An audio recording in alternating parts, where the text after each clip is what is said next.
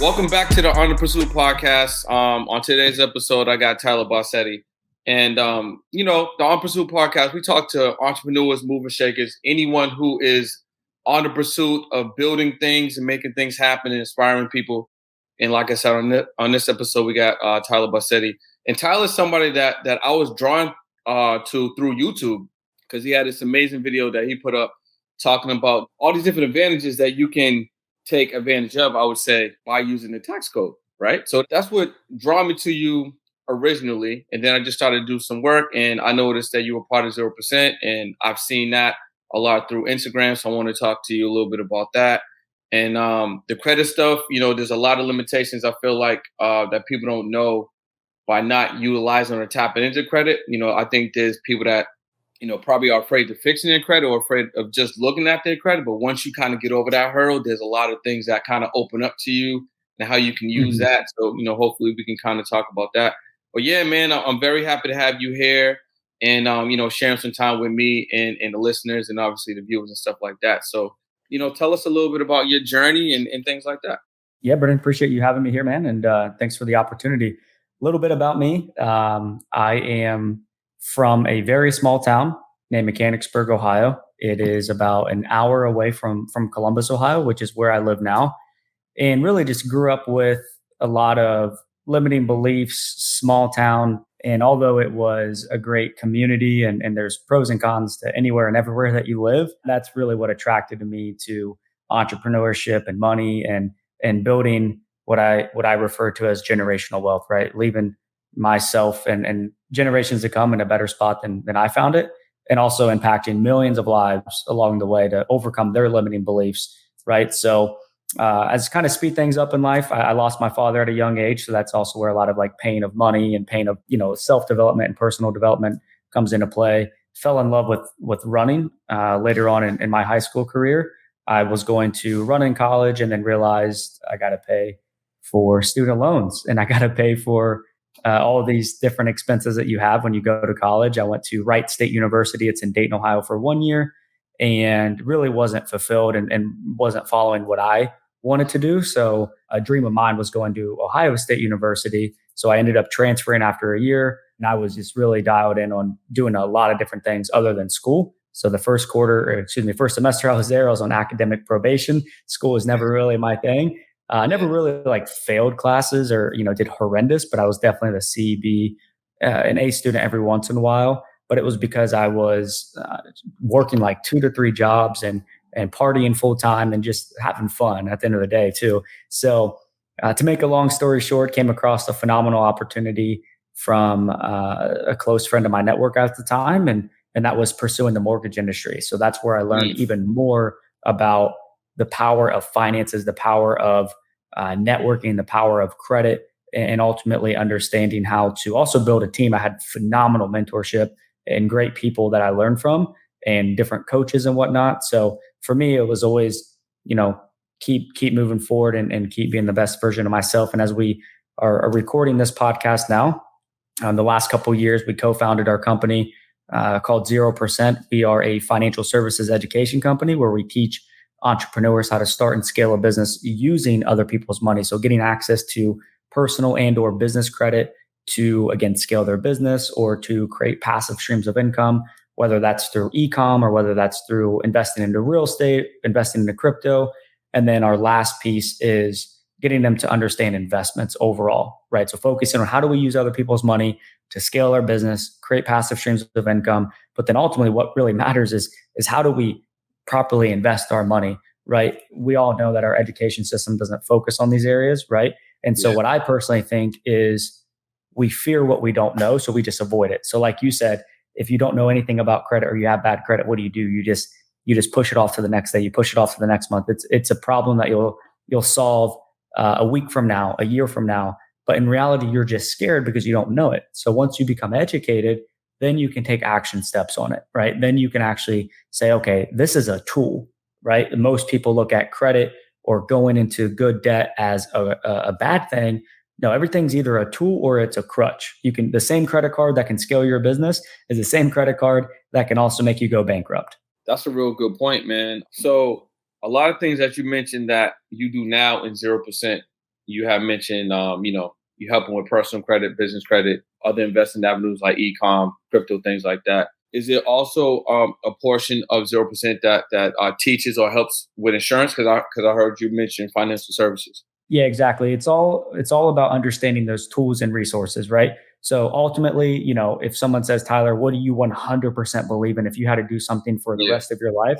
Hmm. Right? For me, it's going back to history, removing emotion and saying, hypothetically, the best thing, in my personal opinion, someone can do is build a business that they enjoy and they love. That's going to give them the biggest ROI in life, right? They're going to be fulfilled.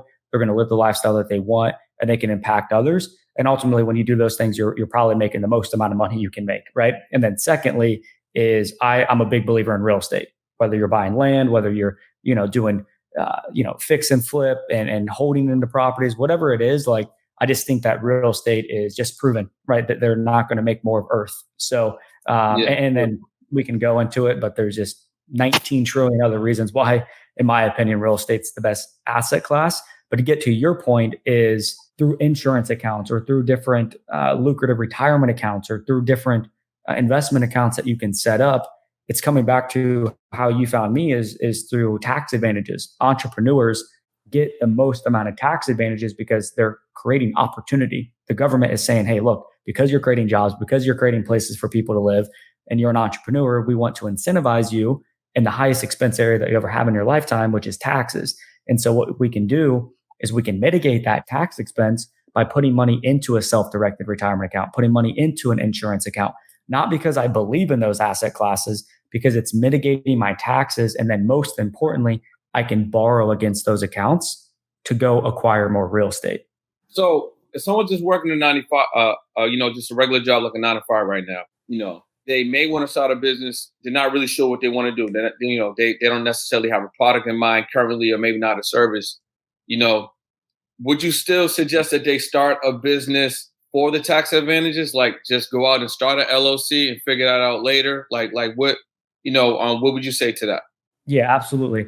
You're never going to go wrong taking action, right, Brendan? So like if someone is not sure what they want to do, in reality, most people should not buy real estate. Most people should not start a business. Most people should actually probably be an employer. Unfortunately, that's just the truth, right? Yeah. I think that there's sometimes this idea that entrepreneurship is super sexy and easy and all that. It's really hard, right? And so if you have a 9 to 5 that you enjoy, right, and you can make some good money, then yes, absolutely. I'm not going to give anyone tax advice on here, so that is a disclaimer, right? Obviously, consult with your own counsel, but yeah, you can go set up an LLC and have the major upside of saying, hey, I might want to do some type of consulting on building websites, some type of consulting, or maybe I do want to buy an investment property in the next coming years. And then when you're doing research, when you're buying a laptop, when you are doing XYZ, you may be able to write off your rent. You may be able to write off different expenses that you have. Again, consult with your own counsel, but everyone has analysis paralysis, myself Yeah. included. We're designed by human nature to take the comfortable route, to have to know every little step along the way. Before you And take people, action. yeah, just take action. So earlier you mentioned, like you lost your dad. I lost my father too when I was younger, and Mm. while you were in college, it wasn't something that you were super interested in. You found running, and you were doing other things on the side. But like, what were some of the things that kind of kept you focused and kept you going through? Like losing your dad and just other obstacles while you were in school. What were some of the things that kind of kept you focused and going down the path? Yeah, I think it's always a friendly reminder to prove myself right versus proving people wrong. Mm, And, with growing up in a small town, a lot of times, and especially from my family, like my family, they were all good at sports. Like our family was known for being good at really any type of sport, and I was the short fat kid that had a temper and wasn't that good, right? And yeah, so there was this false expectation lingering over my head, and that's all that mattered, right? Is you had to be good at sports, you had to do this and that, and there was always an excuse that I made up, right? The coach didn't like me. This happened, that happened, this happened, right? And in reality, I was just, I had a soft foundation, right? Like I had a victim mentality. And so where I learned to train my brain to take accountability for things is through running. There's no excuses, dude. It's literally you yeah, versus you. There's really, I don't think personally, any other sport out there in the world that is running. Like there's no excuses. There's zero excuses. It's you versus you. So for me, it was always a chip on my shoulder of like, I'm going to prove myself right, that I'm going to change millions of lives along the way by just being me, right? And just being organic and being real and living with that underdog mentality. I think more people can relate to that underdog mentality, because whether you lost a parent or whether you're from this country or that country, people had it worse, way worse than me, right? But it's all relative. Somebody that grows up in upper middle class, like they still have a story, right? Versus somebody that grows up in a third world country. It's all relative. Everyone has struggles, no matter if it's big or small. So just understanding that, hey, I have an underdog mentality. Let's use it to our advantage. So that kept you going, having that little chip on your shoulder, and was running something that you just stumbled into. Like how you first introduced to it. I can definitely agree with you. Like there was a time in my life, I would say, was it 2021 now? So 2014, there was a lot of things going on in my personal life. Like, my first business, my first really successful business, me and my business partner separated. I was physically moving. I started down a new chapter. I had gotten into real estate. So there was a lot of things going on with me and I was seeing a girl and that wasn't really working out. And I was playing basketball, like, team sport. You get a lot from it. It teaches you a lot. But for some reason that year is when basketball was no longer giving me the thing that, was allowing me to take my mind off the things that was going on in like my day-to-day life. So I found running that year, and like you said, it's you versus you. It's like, what are you going to do? It's like you on the road. You're either going to complete the miles or you ain't. Like, you're going to, and then you're going to feel, at least for me, if I didn't like complete that 5-mile run or, whatever the case may be, I would feel way worse about myself because I let myself down. So I agree with you. So running definitely challenged you a lot to grow and stretch and just to become a whole different version of you, I would say, So how was you able to stumble on that? Or how did you find your love for running or that outlet? Yeah, great question. I've actually never thought about what I'm about to say here, and as I reflect on this, but I found it through my brother wanted to stay in shape for basketball. He was a great basketball player, and it lined up perfectly where cross country was during the fall time. And so he wanted to stay in shape, so he was conditioned for the basketball season. And I was just like, hey, you know what? I'll go run at one of the practices. Again, small school, like, you could go put on the football pads and go practice that way if you wanted to, right? You could go practice with the wrestling team if you wanted to. So to make a long story short, I just went and ran at one practice, and I ran literally a mile. I think we ran like a mile, and I got done. And I was like, fuck this. This is stupid. This is so dumb. And then what it transitioned into is, no joke, I was literally laying in bed weeks after weeks. And do you remember like those P90X commercials that would come on at like midnight or like 1:00? Those would pop up. And I just remember being insecure about not being in shape and wanting to just like change, right? Like I just had this desire and this, burning desire to change. And I was like, screw it. I'm going to start doing P90X. And this is before having online fitness was cool. I literally paid a friend in high school to create a private Facebook page. And I was like, yo, every day I'm going to text you when I'm done doing this workout. I'm going to do 90 days nonstop. And then it just led to me doing a workout, P90X, and then running on the track. I was just like, I'm just going to run. And I hated it. And then where it really started to click is I ended up joining the cross country team because the coach approached me. He's like, hey, I've been seeing you out here running.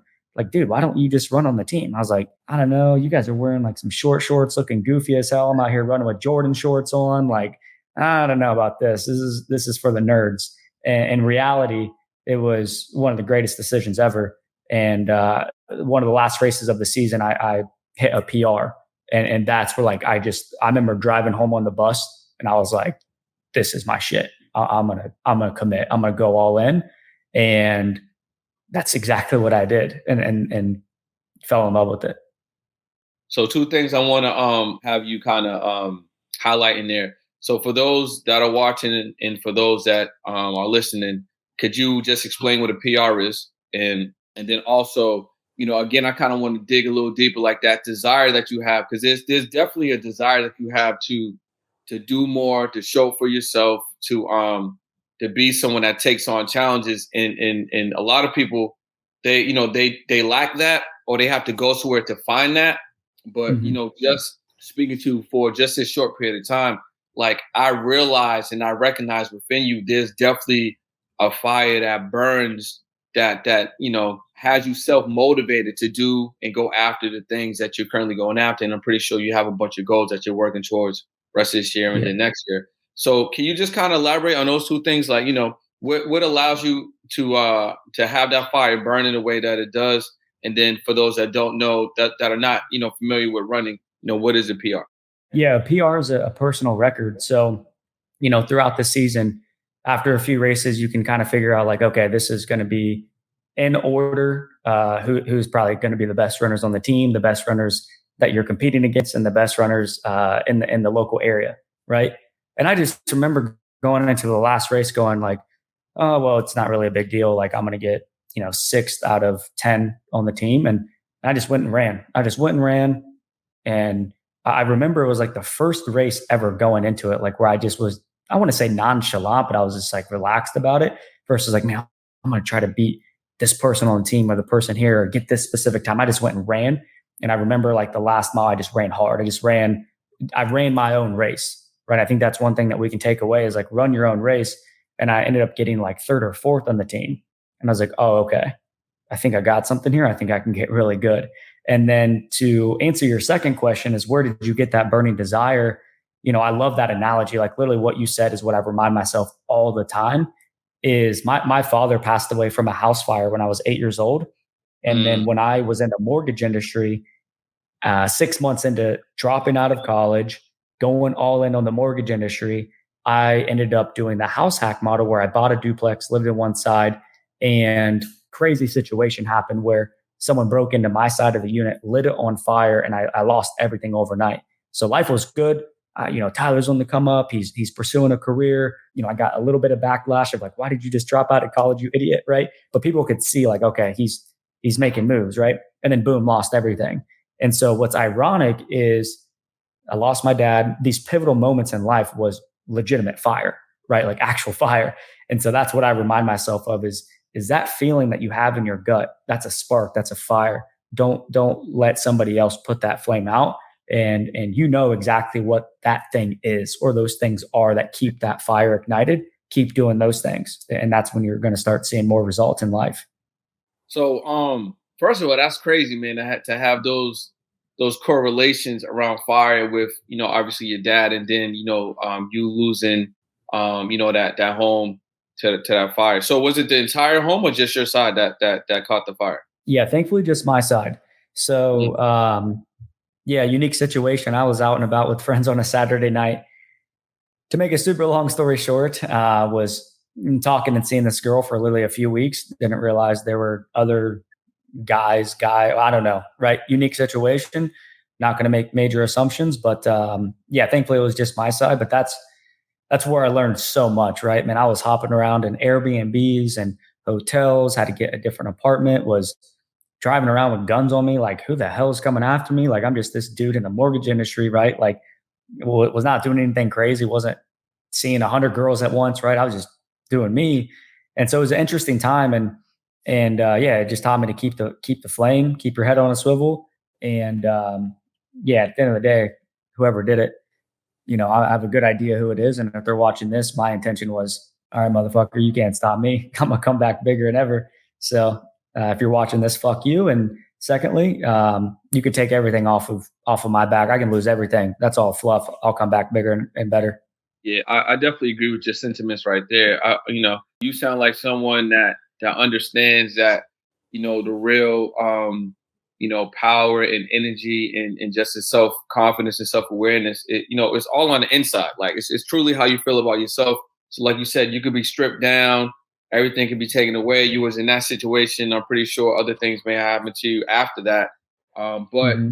it doesn't change how you feel in here, and in the mind, and also how you feel inside of your heart, inside of your body. So Yep. one of the things you had just mentioned there as well was house hacking, And I know we were talking about real estate a little bit. So for the Mhm. viewers that are not really familiar with that terminology, could you go into detail on what house hacking is and just give like one or two examples? I'm in real estate also, and I had taking out a client last week who was buying a single family house. And we were Mhm. going over some different scenarios that she could get into to take advantage of, the a house hacking model. But what I Mhm. find when I'm talking to some of my clients, a lot of them just, especially the ones that are looking just to get into something, right? They think that when they purchase that first home, like that's it. They're not really thinking beyond that. So Yeah. like a lot of people may get into a mortgage for 30 years. They may not have any understanding that, there's opportunities there for you to use a property, to leverage a property, um, you know, take Yep. advantage of equity, potentially house hack, which you're gonna explain a little bit, or just use that property to potentially get another one, right? Things like that. Yep. So, could you just explain a little bit about the house hacking model, and give an example? Yeah, absolutely. Yeah, I'm a big believer that everyone has their own beliefs and thoughts on what the best investment strategy is, right? Only buy deals with the most amount of doors, only do this, only do that, right? But like, look, the facts are the facts. 97% of people only have one or less properties, right? So, first thing that we need to do is get in the game. Do you actually want to buy your own deal?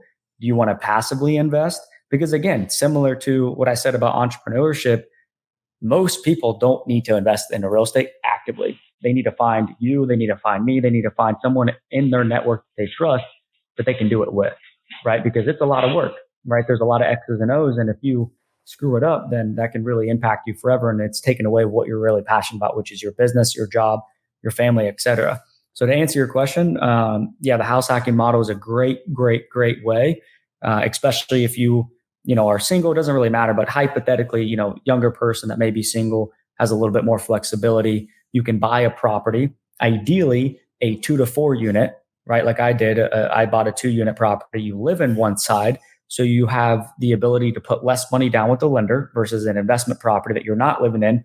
They require typically, upwards of 20, 25% down, depending on the lender. But you live in one side of the property, you rent out the other units. And so hypothetically, in a perfect world, you rent it out and that person pays you rent, and that covers a majority or all of your expenses. But ultimately, what it's doing, it's getting you in the game, and it's getting you in the game with the least amount of cash coming out of your pocket, right? I think that's a huge mistake people make in general in life and in business and in real estate is they're using their own cash. But if you can't get a 2 to 4 unit, duplex, triplex, or 4 unit, then they can do exactly what you're referring to, where they can buy a single family home and they can live in, let's say, a 3 bedroom, 2 bath home and rent out the bedrooms to their friends or to a family member. Or you can even put those bedrooms on Airbnb, right? So there's a lot of lucrative ways to house hack. And ultimately, yeah, I do believe more doors is better. But ultimately, you got to get in the game, right? How do we get in the game? And how do we actually learn how the process works, right? So I think it's a great way to get started in real estate is through the house hack model. So, one of the things you said right there is definitely getting into the game, and also you have mentioned, getting into something that maybe it's a duplex or maybe 4 units is a good way. But then also, if you're just grabbing a condo or a single family, like you said, if your mind is thinking long term, you could get into that single family or that condo, 2 bedroom, 3 bedroom, like you said, Airbnb, the other one or the other two, or get a Mhm. roommate because you're thinking about the next play. You're thinking about the long term. So 9 months from now, a year from now, 18 months, maybe 2 years from now, you step into that second property or that third property. You're only going to be in that situation in that condo with that person or persons for a short period of time. Because if Yep. if the next move is going to be the multifamily at that point, or if the next move is going to be another condo, another single family, it's really just a shell game at that point. You're just kind of moving things along, and then ultimately get into maybe you want a larger single family in a different part of town, or maybe you Mhm. actually want to move to another state, but you got investment properties in your current state.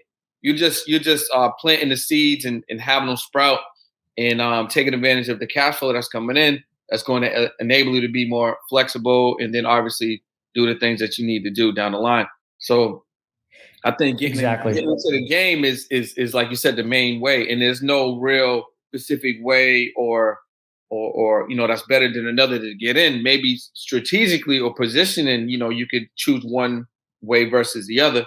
But as long as you are on the board, as long as you, like you said, are in the game, you can kind of see what opportunities are available to you once you're actually playing, right? Yep. Totally. Yeah, exactly. Like you're not going to learn unless you're doing it, right? Like every deal that I do is different. I learn something from every single deal that I've done.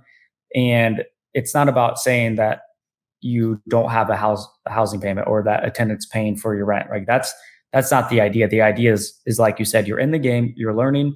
Hey, do I want to manage this myself? Do I want to use a manager? This is how a home warranty works when your hot water heater breaks, right? This is how insurance work if something burns down in your house, right?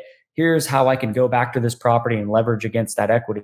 Here's tax advantages that I have, right? Real estate's designed to build wealth. It's designed to blink in 20 years and go, oh, okay, I'm good. I can retire. I don't have to work for somebody else. Or you know what? I'm in a great spot. I can go to the beach. I can travel here. I can do these different things, which is planting those seeds, like you said.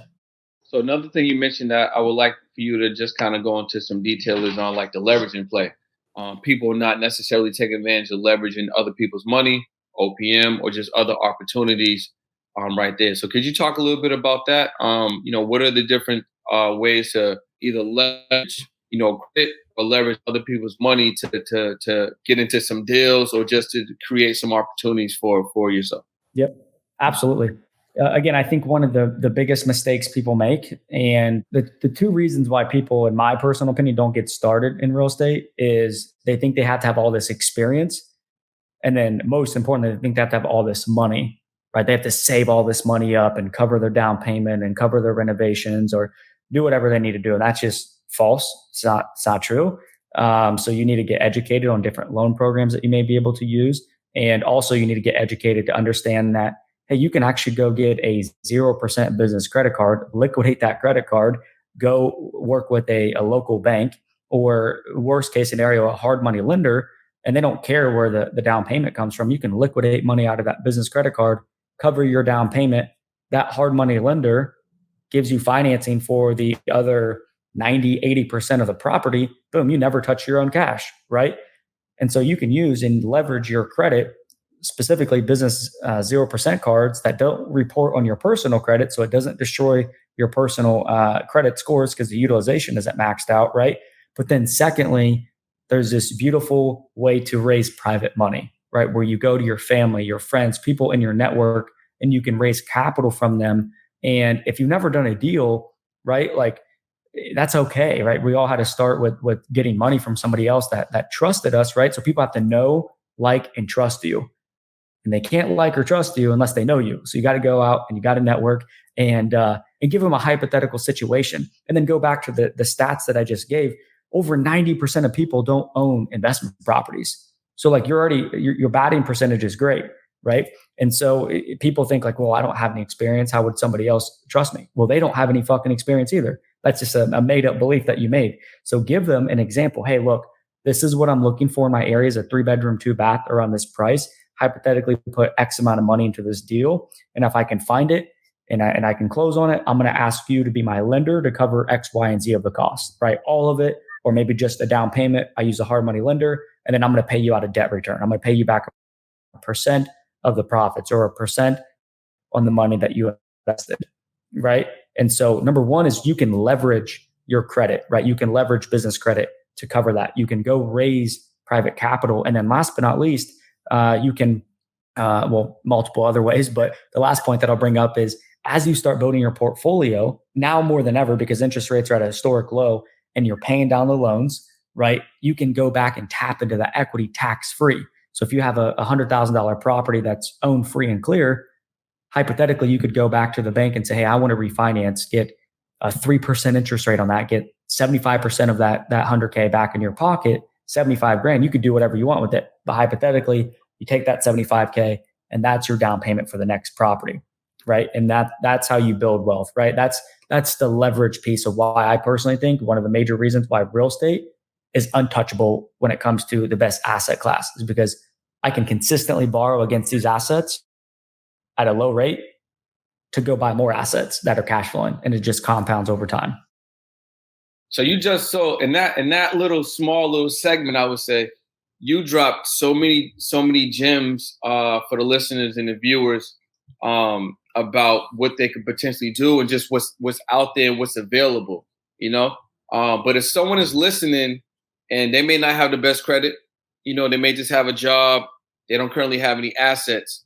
If you were in their position, what would be like 3 things that you would give them to start? That could be, you know, maybe even some books or in general, like, or maybe just to get their credit right. Well, you know, what are a couple of things that you would say would be the first steps to like heading down that path? Yeah. Phenomenal question. So number one, understand that you have an income problem, not a credit, not a saving problem. You have an income problem.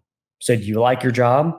Are you making the most amount of money you can make? You can't make investments unless you have money, right? Some people try to jump to step 3, right? They're like, well, how do I get my first property? Well, look, dude, or you make no fucking money.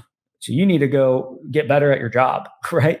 You need to go put in some real work. You need to quit wasting your weekends and quit leaving the office at 5 p.m., right? That's just a reality check people need to have. You need to go make more money, right? That's simple. And number 2 is you need to get educated on those certain things like credit, right? If your credit is not good, why? Right? Do you know why? It's because you're making your payments on your due date, not your statement date. So you're swiping your credit card every month and you're maxing out the card, and although you're paying it off, well, you're not making the payment on the statement date when that bank reports to the 3 bureaus. So that's why your scores are at a 650 and not a 750. You need to make payments on the statement date, not the due date, right? Or, hey, look, you have a medical collection. You can go to cfpb.gov, again, cfpb.gov, and submit a complaint and try to get these negative things off your credit report, right? So you need to get educated. You need to get educated to understand that, hey, banks are going to look at credit, income, and assets. What are the banks going to look for to give me money? All right. So once we understand that we have an income problem, not a spending problem or a saving problem, right? Then we can put our energy into making more income, right? And then secondly, we have also an education problem. So as far as books, I think a great place to start when it comes to real estate, really just entrepreneurship and the mental mindset is, I'm sure you've heard this 101 times, is Rich Dad Poor Dad. I think it's, if anything, a mindset book of consistently asking yourself questions versus statements, right? Like, how do I get my first investment property versus I don't have the money, right? So it's a great philosophy mindset book of how can I do things versus, oh, here's where I'm at. It's like the bullshit victim mentality, right? And then secondly, as far as like resources on the day in, the day out, I don't think, and hopefully I can change this, right? I can go back and reflect back and say it's me that's giving the most content. So definitely check out my page, but also I think Bigger Pockets is a great resource. They put out a shitload of, quality content that people can follow. So we got income, credit, and then education. Yeah. People need to make more money, right? Like you need to make more money, and then you need to understand the credit game. You need to understand that the wealthiest people in the world use other people's money, right? The wealthiest people in the world understand how to leverage, and they understand that there's a difference between good debt and bad debt. And debt creates opportunity, right? When people go to college and they have $50,000 of student loans at a 3% interest rate, and they're making $50,000 a year, they're trying to just pay off that student loan as quickly as they can. It's like, look, imagine if you had good credit and you can go get $50,000 right now on that brand new LLC that you just set up. We just saved you a year of your life, if not more. How long would it have taken you from your $50,000 a year income to save that money? It would take you 5 years. It would take you 6 years. It would take you 6 months. It would take you however long that is. So you're accelerating that process, understanding how to use other people's money, right? And then when you understand how to use other people's money to go create good debt and good opportunity by buying cash flowing assets like real estate, right? That is passive income. And that's going to what we started this whole podcast out with taxes. If I'm making, 6 figures a month in passive income, when I go to file my taxes, right? Hypothetically, that's going to be, I'm paying no taxes on that, right? Or if I pay a little bit on that, that is way different than an active income, right? I am paying significantly less. So in reality, $1,000 of passive income is 2 to 3 times more powerful than active income. Definitely. I I would definitely agree with you that right there for sure.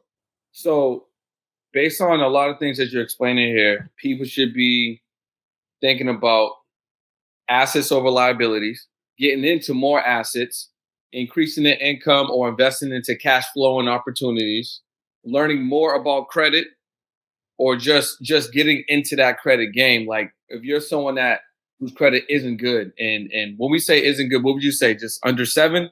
What would you say isn't good? Like a Yeah. 680? You know, Yeah, you really like yeah, really like a 680 or lower, hypothetically be in the 700s.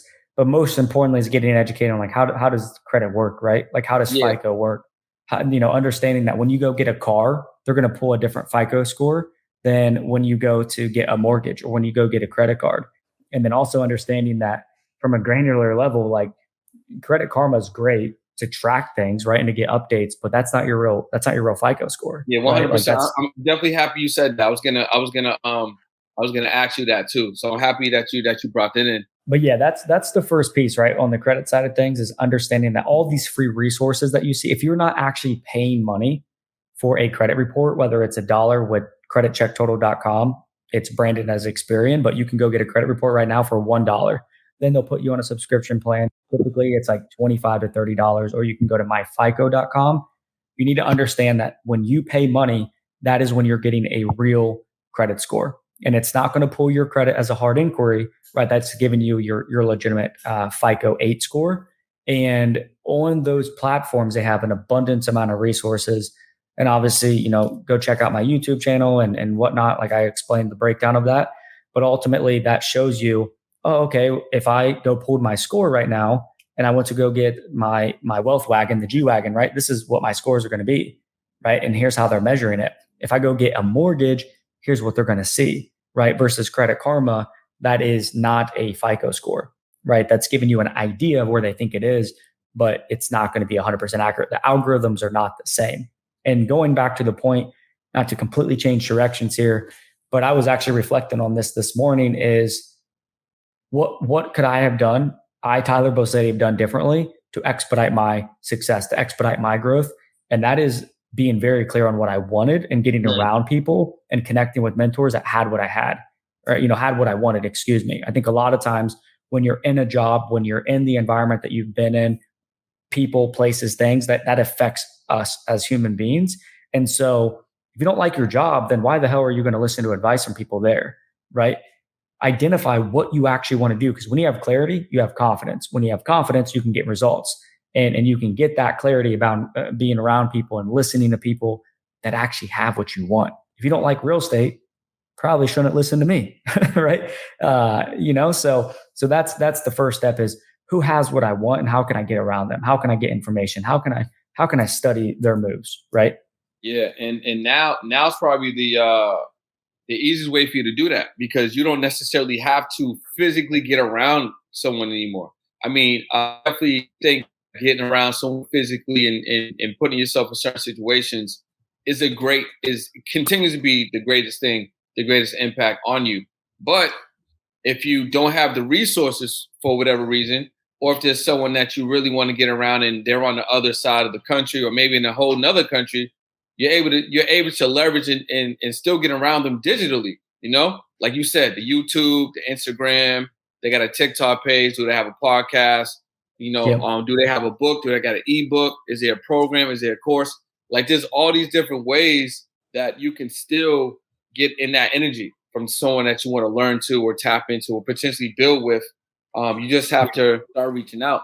And that's something else that I wanted to kind of touch on, is just that awareness. So what do you think? How important is it to you, with creating awareness about what someone is doing on a business side, or if they got a product or if they got a service, or maybe if they just want to leverage and connect with more people? Yeah, you brought up a great point. I mean, it's the best of times and worst of times, right? Like if you think that your life is in shambles and whatever, like you have a victim mentality, and that's the first place we need to start is the mindset, right? Like, why do you think the things that you do? Why do you do the things that you do? Why do you hang around the people that you do? And if you look at life as like, hey, it's the best of times, no matter what's going on in the world, right? Then that's a good thing. And I asked myself that, and I learned that from my grandfather on my dad's side. is he told me a while back, it's the best of times and the worst of times, right? And it's a self audit. And then it's also an environment audit. If you ask that to people in your circle, what are they saying to you? Oh, well, this is going on, that's going on, right? But to come back to what you mentioned, one thing to be cautious of is some things are, as far as information, we're in the information age, right? It's like drinking from a fire hydrant where there's so much that we can consume. So you have to get really granular and like, what do you actually want to do? What are you passionate about, right? And then going from there. And then also too, like if you're just getting started, like you have to get mentorship, you have to get into mastermind, you have to get in the ecosystem, right? You have to get into that ecosystem of what people are doing that you want to be doing. I've had the most quantum leaps in my life from paying for coaches, paying for mentors, consuming as much as I possibly can from them. But then when it comes to what you had mentioned, it's totally right. Like if people don't know who you are, attention pays at the end of the day. If people don't know who you are, then they can't like you, they can't trust you, they can't eventually pay you, right? They can't come to you for your services. So you have to start producing content versus consuming, right? Or have a good balance of both where you're sharing value to the world.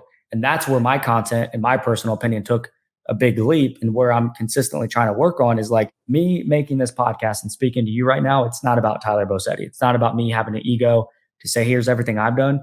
Hopefully someone can resonate with what I'm saying, and it lights the flame in them to be like, hell yeah, I'm starting today. No questions asked, right? How can you make it about you versus about me? And when you do that, that's when things start flowing way easier. And that's when you can start bringing the real value to the world, and you can monetize value, right? And you can monetize that attention. I think you're 100% correct. Just to kind of elaborate a little bit on what you said. So basically, just starting where you are. Like I re-listened to this amazing podcast the other day, Ed Milet and Jesse Itzler. And are you familiar with Jesse Itzler? Yeah, one of my favorite people. Yeah, so he was, he's one of those guys, right? He started all these businesses that had tremendous impact on people's lives. But he just went with the idea. Like he just had the idea and then he took action, right? And there's a lot of people that want to start something and then are starting because they feel like it has to be perfect or it has to be a certain way, or I got to get these things going first, or I got to know all this stuff first. But just to elaborate more on what you're saying, you just got to start. You just got to start and not be afraid to put it out there and be consistent and do it again and do it again and reach out to people and share. And I think one of the things that a lot of people miss out on is something that I say constantly and I always just try to keep in mind and pay attention to is just people's attention spans in 2021. So if the average person's attention span is about 9 seconds, and or if you don't know, people need to see things or hear things about 7 to 10 times before they make an action, then what you're doing isn't enough. You're not anything right now, you're not cutting through at all. But if you're making one attempt or two attempts, you're not even doing the minimum, the average for that person to even recognize you among all of the white noise that's going on. Because we're all in this matrix in a sense, right? We all got access to social, YouTube, Google, whether you're doing a 9 to 5 and an entrepreneurship. Maybe you're an entrepreneur and you got multiple businesses. Maybe you got a family, maybe you got friends, extracurricular activities. There's a lot of stuff going on. So if you have a product or a service and you're trying to offer that to someone, you have to realize they're just as busy or if not more busier than you currently are.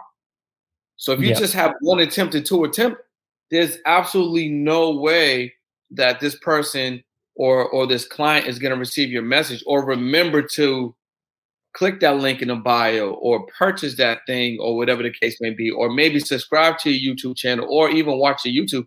You have to continue to follow up or put yourself out there enough that they recognize you, that they notice you, So I think that was huge that you just mentioned that just that starting piece of where you are, man. I think that was, you said a lot of amazing things in the podcast, but I think that one hit me the most. I feel like that's something that people could take advantage of right now and implement where, no matter where they are, because some of the other things, they definitely need to start. But like, if you're someone with an idea, you could start that idea right now. Yeah. We're in a time right now where you can go viral in 2 seconds. Your business can pop off in 2 seconds, right? But also it cannot explode until 20 years from now. That's another reason why I think I secretly love running and I love real estate. And it's because it's the ultimate longevity game. I ask myself this question almost every day. Who the fuck's going to be here in 10 years? Who's going to be here in 20 years?